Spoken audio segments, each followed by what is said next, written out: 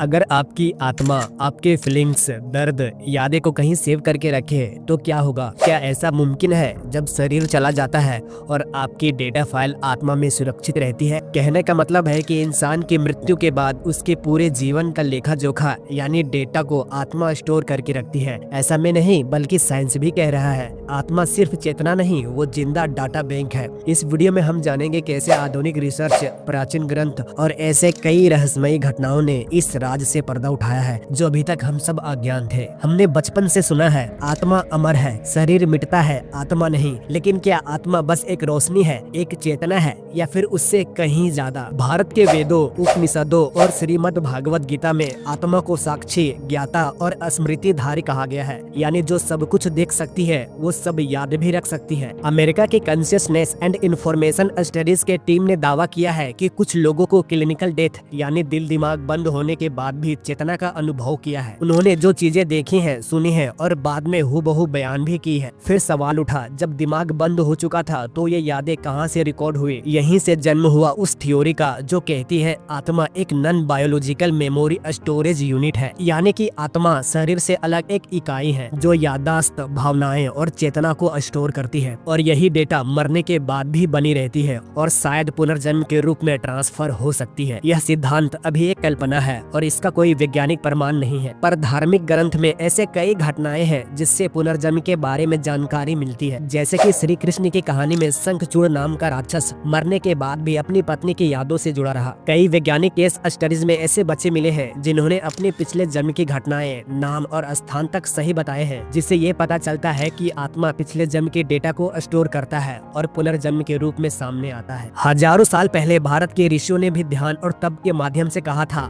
आत्मा अपने मेमोरी में सब कुछ स्टोर कर लेती है। पतंजलि के योग सूत्र में लिखा है, चित्त वृत्तियों के संयोग से कर्म स्मृति आत्मा में छप जाती है। यानी कि आपकी हर सोच, हर काम आत्मा के साथ जुड़ जाती है। इसलिए संत महात्मा कहते हैं अपने कर्म और विचार को शुद्ध रखो क्योंकि वो आत्मा में सेव हो जाते हैं। अब सोचिए, अगर आत्मा वाकई में डेटा स्टोर करती है तो इसका मतलब ये है कि हम जो भी सोचते हैं, करते हैं, वो सब हमेशा के लिए कहीं रिकॉर्ड हो रहा है। मरने के बाद भी वो डेटा हमारे साथ रहेगा अगले जन्म और अगले सफर में। दोस्तों, आप जानकर हैरान हो जाएंगे कि भविष्य में ऐसे टेक्नोलॉजी बनाया जा रहा है जो आत्मा की मेमोरी को पढ़ सके। कुछ वैज्ञानिक इस दिशा में काम कर रहे हैं, जैसे सोल स्कैनिंग, कॉन्शियस रिकॉर्डिंग और माइंड बैकअप। वीडियो अच्छी लगी हो तो लाइक, शेयर एंड सब्सक्राइब जरूर करें। धन्यवाद।